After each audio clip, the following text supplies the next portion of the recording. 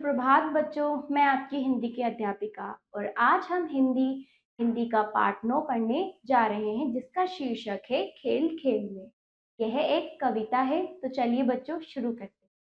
पाठ 9 खेल खेल में। तो पाठ का परिचय देते हुए हम शुरू करते हैं। खेल व्यक्तित्व निर्माण में सर्वाधिक अहम भूमिका निभाते हैं। विशेष रूप से विद्यार्थी जीवन में तो खेलों का बड़ा महत्व है। थका मादा विद्यार्थी जब खेल के मैदान में पहुंचता है तो उसकी सारी थकान पल भर में दूर हो जाती है।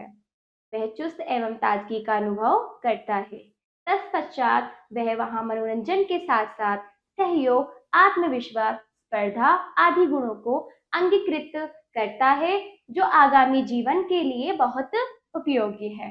जैसा कि आप जानते हैं, इसमें खेल खेल के माध्यम से हमें जीवन में आगे बढ़ने की बात कही गई है, जिससे कि खेल खेल के माध्यम से हम अपने अंदर कितने सारे गुणों को ला सकते हैं, इस बारे में इस कविता में बताया गया है। पहले हम कविता पढ़ते हैं। खेल खेल में आगे आगे बढ़ना सीखो जी, एक एक उन्नति की सीढ़ी चढ़ना सीखो जी। तो क्या बताया गया है कि आप खेलते खेलते अपने जीवन में आगे बढ़ो और एक एक उन्नति यानी एक एक कामयाबी की सीढ़ी चढ़ना सीखो। खेल स्वास्थ्य का मूल मंत्र है, इसकी महिमा न्यारी, खेल बने साधक तो महके जीवन की क्यारी क्यारी। तो बताया गया है बच्चों, खेल स्वास्थ्य का मूल मंत्र है, यानी अगर आपको अच्छा स्वास्थ्य चाहिए, ठीक है, आप चाहते हो कि आप निरोगी रहो, स्वस्थ चाहिए, आप अपने आप को स्वस्थ महसूस करना चाहते हो, तो खेल आपके जीवन में बहुत आवश्यक है। इसकी जो महिमा है, इसकी जो इसकी क्या बड़ाई करें, ये सबसे अनोखा है। इससे हमारे अंदर काफी गुण आते हैं।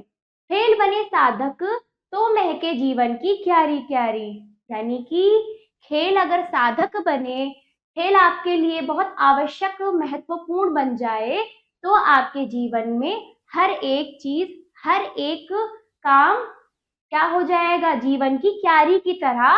क्यारी क्या होती है, जहां पर फूल उगते हैं, पौधे, छोटे छोटे पौधे उगते हैं। तो इसलिए बताया है, खेल अगर साधक बन जाए तो आपका जीवन क्यारियों की तरह महक उठेगा। नई दिशा में रास्ते गढ़ना सीखो जी, खेल खेल में आगे बढ़ना सीखो जी। तो बताया गया है, नई दिशा, नई राह, नए रास्तों पर क्या है, नई राह में नए रास्ते बनाना सीखो जी। तो खेल खेल के द्वारा आगे बढ़ते रहना सीखो जी, ये इसमें बताया गया है। खेल में प्रेम की नदी बहाएं, जिसमें चलो लगाएं गोता, नहीं मिलेगा उसको कुछ भी जो हरदम रहता सोता। तो बताया गया है, जो खेल है, खेल के द्वारा जब हम किसी के साथ मिलजुल कर कोई खेल खेलते हैं तो आपस में हमारे साथ प्रेम की भावना, प्यार की भावना उजागर होती है, ठीक है। जिसमें चलो लगाए गोता, जब हमें लगता है जहां हमें प्रेम मिल सकता है, जहां हमें किसी का साथ मिल सकता है, तो हम वहां पर गोता लगाएंगे, यानी कि हम उसको और भी दिल से जाकर मिलजुल कर खेलेंगे। गोते का अर्थ है जिसमें पानी में तैरना, पानी के अंदर डूबकर तैरना। तो इसी प्रकार जब खेल होते हैं तो हमें भी उसमें गोते की तरह खेलना चाहिए। नहीं मिलेगा उसको कुछ भी जो हरदम रहता सोता। और जो गोता नहीं लगाता, अलग उसने ये बताया, गोता लगाना खेल के साथ जरूरी है, और जो सोता रहता है उसको जीवन में कुछ भी नहीं मिलेगा, यानी कि जो खेल नहीं खेलेगा वो जीवन में कुछ नहीं प्राप्त कर सकता। पुस्तक है मैदान, शान से पढ़ना सीखो जी, खेल खेल में आगे बढ़ना सीखो जी। पुस्तक है यानी हमारी किताब एक मैदान है, मैदान में खेल खेला जाता है, तो पुस्तक में इतने डूबो कि उसको भी आप एक खेल समझो, खेल खेल में आप अपनी पुस्तक पढ़ो, खेल खेल में आगे बढ़ना। जब आपको ज्ञान प्राप्त होगा, पुस्तक आप हंसी खुशी पढ़ने बैठोगे खेल खेल के माध्यम से, तो आप आगे बढ़ते रहोगे, खेल खेल से ज्ञान के प्राप्त करके आप आगे बढ़ना सीखो जी। ठीक है, आगे बढ़ते हैं। खेल भावना से बनता है एक भरा पूरा परिवार, जिसमें कोई बड़ा न छोटा, सपने सब होते साकार। सपने सब होते साकार। तो खेल की भावना जो होता है, खेल की जो भावना होता है, क्या होता है जब हम किसी के साथ खेलते हैं तो हमें उससे हृदय से लगाव हो जाता है, दिल से लगाव हो जाता है, तो हम उसको अपना परिवार ही मानते हैं, जिन जिन के साथ हम खेल खेलते हैं। ठीक है, तो खेल की भावना हमें आपस में मेल जोल की भावना कराती है। ऐसा लगता है जैसे वो हमारा परिवार का ही हिस्सा है, जिनके साथ हम खेल खेलते हैं। ठीक है, जिसमें बड़ा ना छोटा, खेल खेल में ना कोई बड़ा होता है ना कोई छोटा होता है, सब खेल सकते हैं। और इस तरह से सबके सबके सपने होते या पूरे होते हैं, सबके सपने पूरे हो जाते हैं साकार। ठीक है, सपनों का एक चित्र बनाकर मढ़ना सीखो जी, खेल खेल में आगे आगे बढ़ना सीखो जी। ठीक है, तो क्या बताया है, सपनों का एक चित्र बनाओ, ठीक है, बनाकर उसको मढ़ना सीखो, उसको सच में बदलने की कोशिश करो। इस तरह से आप खेल खेल में हर काम करो और आगे बढ़ जाओ। इस तरह से ये कविता में इतने अच्छे से खेल की महत्वता के बारे में बताया गया है। ठीक है बच्चों, तो इस तरह से हमने आपको बताया कि जिंदगी में हमें हर काम बहुत मजे में और खेल खेल में करना चाहिए, तो हम आगे, हमारी उन्नति, हमारी कामयाबी, हमारी सफलता निश्चित है।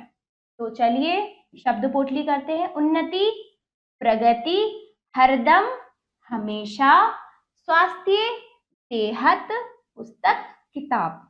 ठीक है, पाठ का ज्ञान, बातों ही बातों में आप इनका उत्तर देने का प्रयास करेंगे। प्रश्न प्रश्न नंबर 2 देखिए, लिखिए क्या पढ़ा।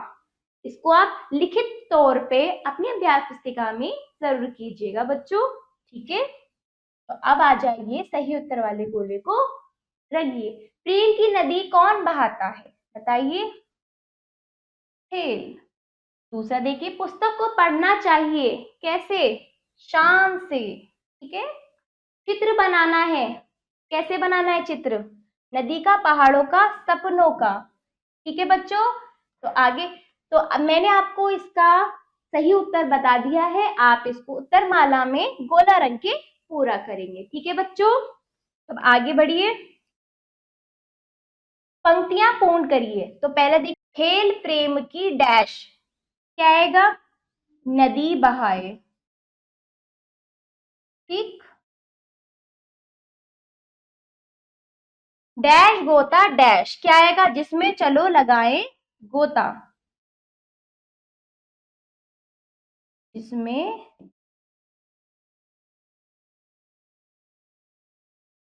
चलो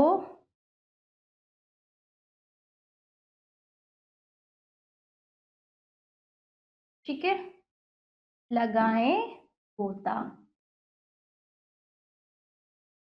नहीं मिलेगा डैश, क्या, नहीं मिलेगा उसको कुछ भी, है ना, हमने कविता पढ़ी थी तो उसके अनुसार हमें ये रिक्त स्थान पंक्तियों के रूप में पूरे करने हैं।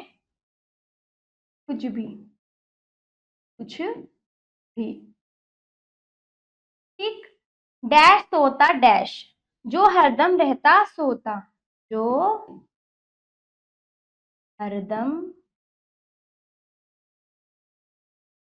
रहता सोता। ठीक है, यहां तक ये चौथी पंक्ति पूरी हुई। अब आइए मेल मिलाइए। खेल स्वास्थ्य का क्या है, मूल मंत्र है इसकी क्या, महिमा न्यारी। खेल बने साधक तो महके, ठीक है, जीवन की क्या, क्यारी क्यारी। तरह से आपका ये सही मिलान भी समाप्त हुआ। ठीक है, तो आपका ये पाठ भी समाप्त हुआ। आशा करती हूँ बच्चों आपको ये कविता अच्छे से समझ आई होगी और इससे आपको कुछ सीखने को भी मिला होगा। तो अब हम मिलते हैं अगले पाठ पर। का सारा अभ्यास कार्य आप अपनी अभ्यास पुस्तिका में जरूर कीजिएगा। तो धन्यवाद।